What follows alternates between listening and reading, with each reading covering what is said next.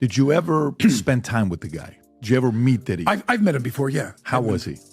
Very nice guy, very smart, super business. I mean, he's very successful. He said, nobody that I deal with, nobody that I know is going to do anything with y'all. No business at all. Gene Deal's last known appearance was nothing short of explosive. A defiant, unapologetic final act of truth-telling before vanishing into thin air. One moment he was on camera torching Diddy's legacy with a precision that felt almost surgical. The next, he was gone. Not a word, not a ping, not even a goodbye. His family says they saw it happen. Eyes wide in horror as men they described as Diddy's people. The same faces who'd hovered around comb circles for years shoved Gene into a blacked-out SUV and sped away like it was a scene out of a Scorsese flick. No badge flashes, no explanations, just 4 doors slamming shut and a car disappearing into the night. That was the last time anyone saw him, and let's be clear, it wasn't subtle. It was a message. When she put out those pictures of the dude pulling his pants down, and it looked like some gay act that was going on, he got on the phone. He said, let me tell you this. The tension had been building for months. Gene wasn't just some disgruntled ex-bodyguard looking for attention. This man knew where the bodies were, metaphorically and maybe literally buried. He'd been on the front lines in hotel suites and back rooms next to Diddy during the very years the feds are now calling a criminal enterprise. In his last interview, Gene didn't hold back.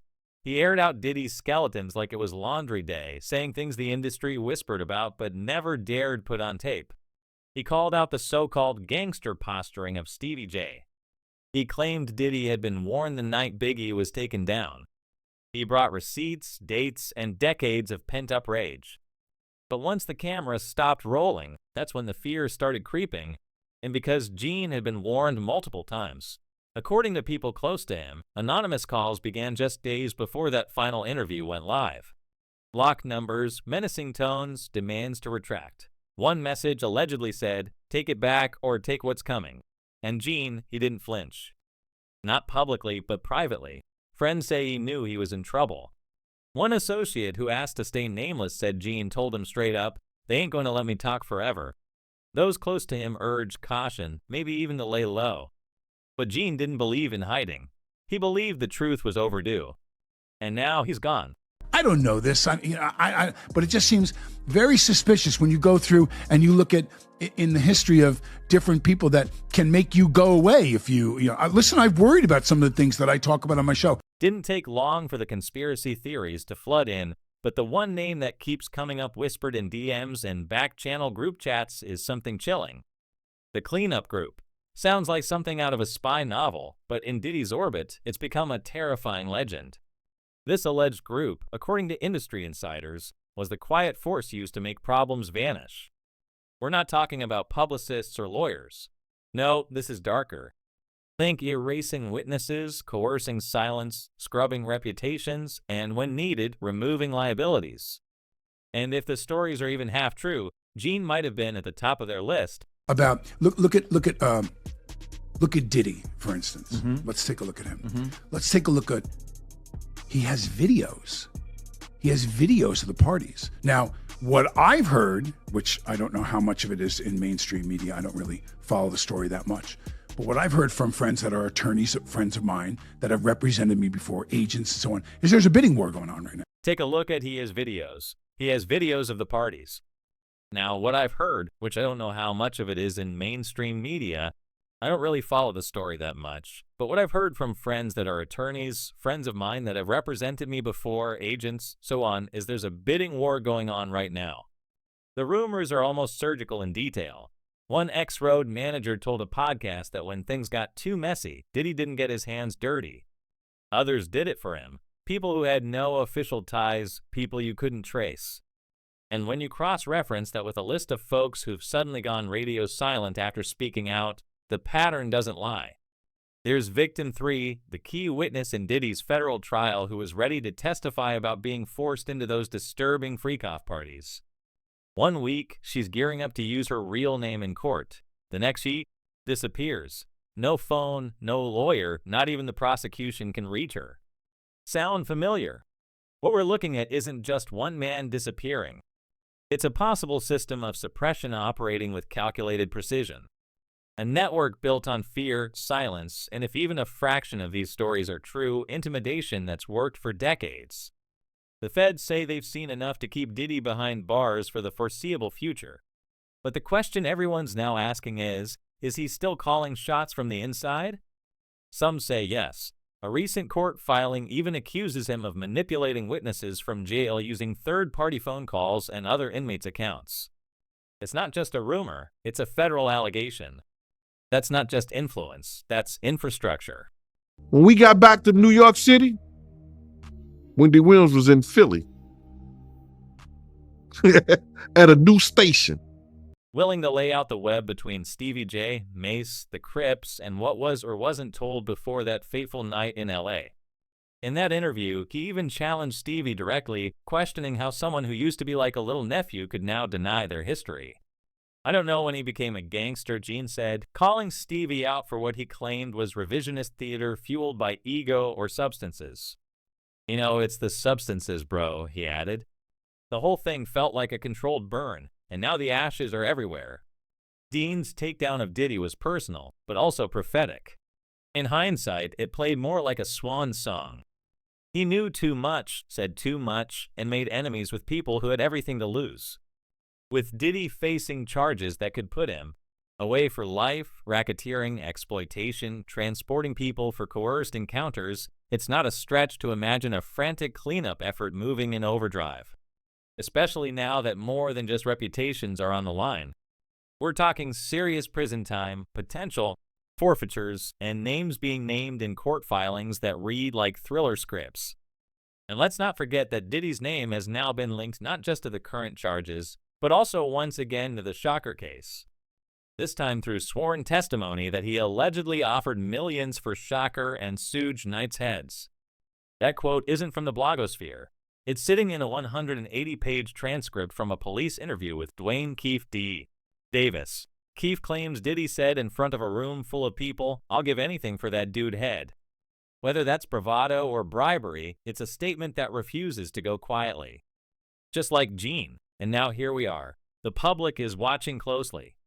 His family is begging for answers, and Gene Deal, one of the few who dared to speak out, is nowhere to be found. No social media updates, no sightings, not even a breadcrumb.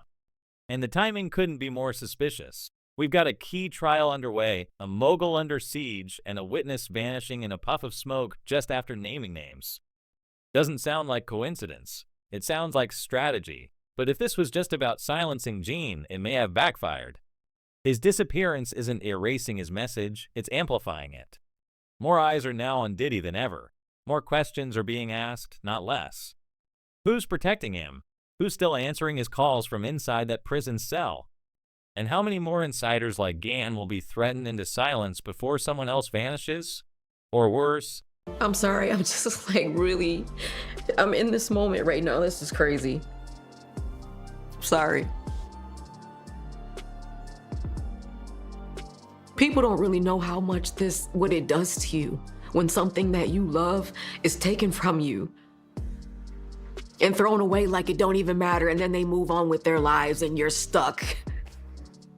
You're stuck during those years. You're still stuck 21 years later. Because the deeper you go into the story, the harder it is to ignore the pattern. Whispers of a mogul who ruled through charisma by day and coercion by night. An empire built not just on music, but on manipulation. The headlines might focus on the courtrooms and the charges, but the real story might be happening behind the scenes where threats are made in whispers and men like Gene Deal are taken for rides they never return from. How many people came through his orbit? How many people could this have happened to? And how did he get away with it for so long? And now the silence around Gene Deal isn't just suspicious, it's suffocating. His disappearance isn't playing out in some back alley conspiracy blog. It's echoing through courtrooms, whispered in federal offices, and traded between journalists like a forbidden file. Because what's happening here isn't isolated. It's part of a trail, one that's starting to look a lot like a blueprint. First, it was Gene, but just before that, prosecutors in a high-profile case against Sean Diddy. Combs admitted they'd also lost contact with victim 3, a central figure in the government's trafficking case. She was expected to take the stand. She'd allegedly agreed to drop her pseudonym and testify under her real name with very personal and explosive details ready to break the case wide open. Then she vanished. Not only did she disappear, but so did her lawyer.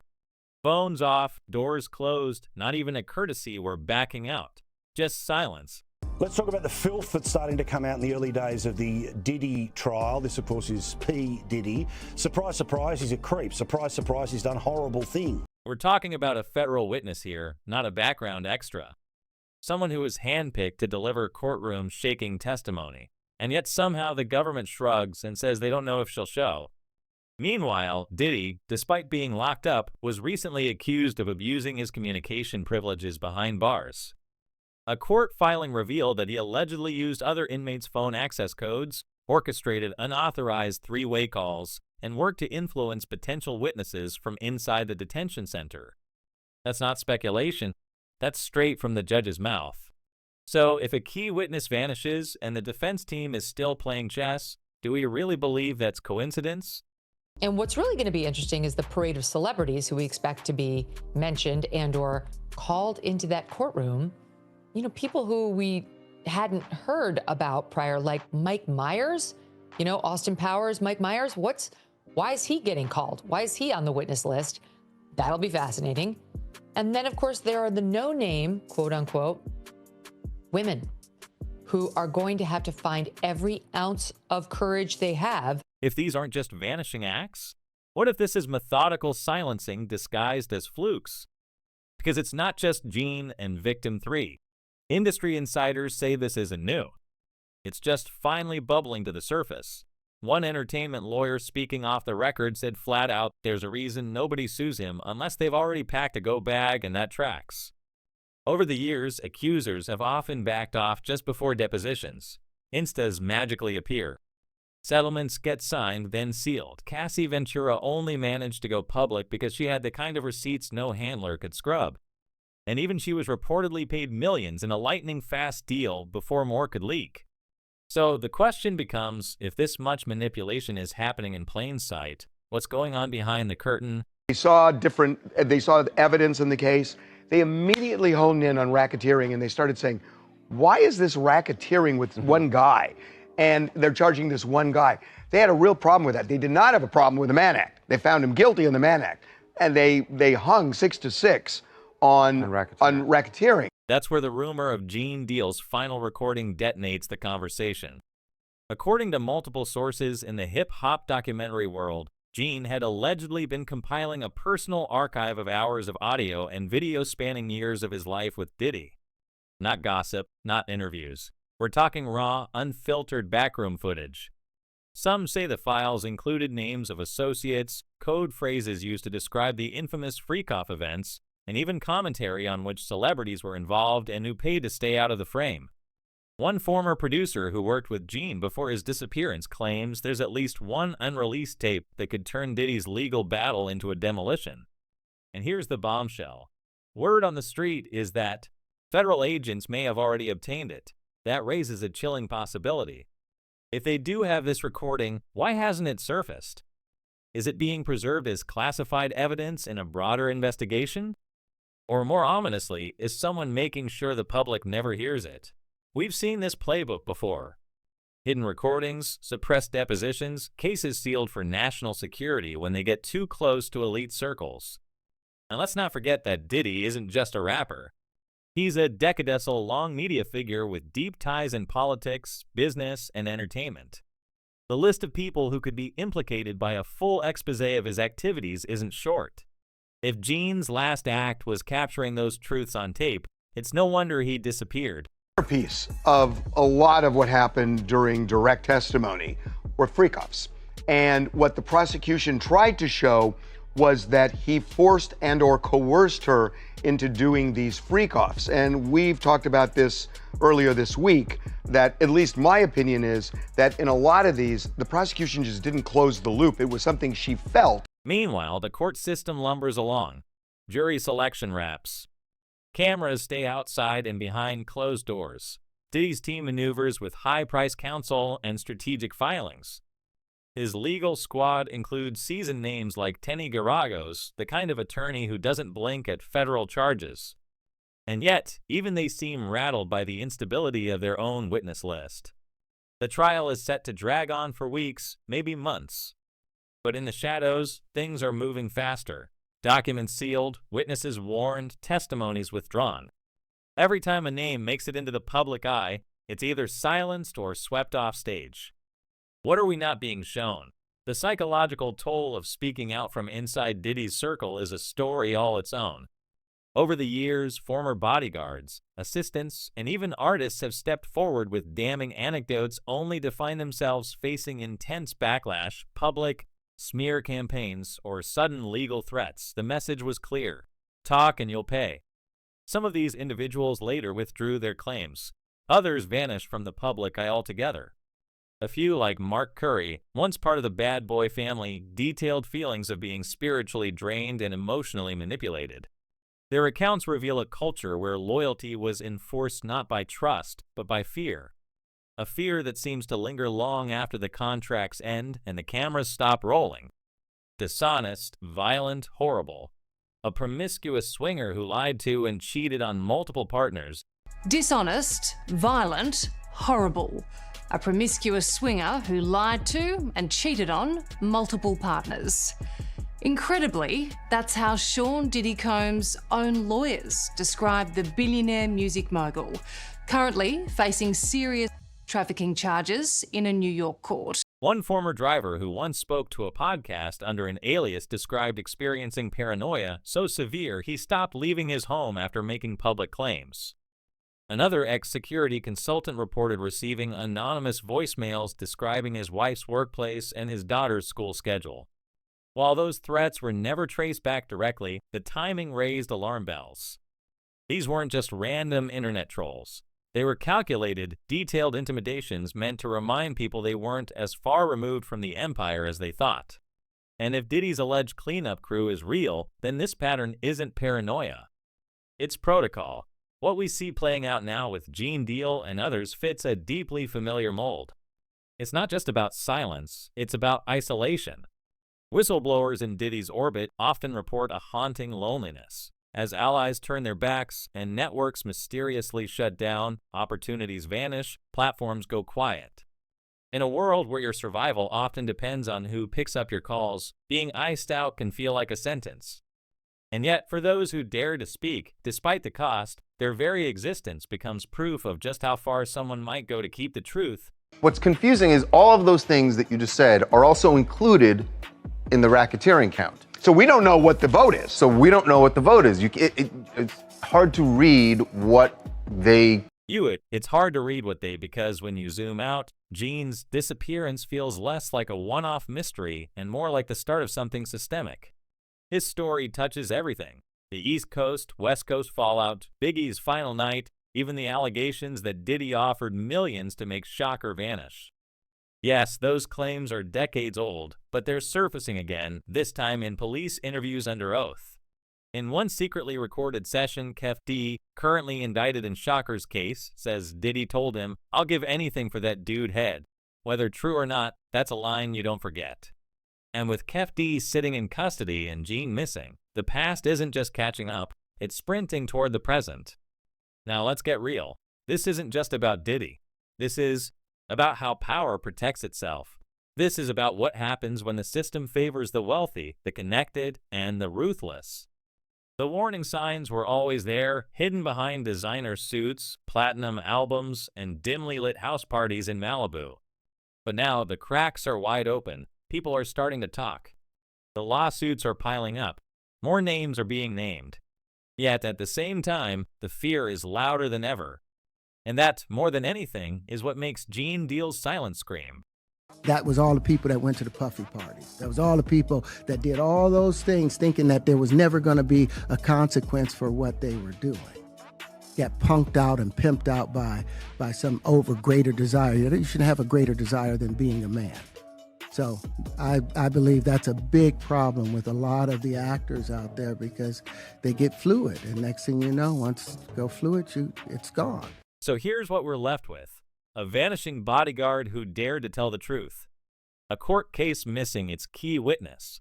A music empire on trial not just for corruption, but for possibly creating a decadesal-long machinery of fear. And a recording somewhere possibly hidden, possibly seized, that could unravel all of it. If it exists and it sees the light, the fallout could be historic. If it doesn't, well, maybe it already served its purpose. Which brings us to the question that should haunt all of us right now. If Gene Deal could be taken in broad daylight while the cameras were still rolling, what happens to the rest of us when we speak up? Who's protecting the truth? And more importantly, who's next? Let us know what you think down in the comments. Is this justice finally catching up, or just the system closing ranks again? Stay safe, stay loud, and keep your eyes open. Because in this story, silence isn't just scary,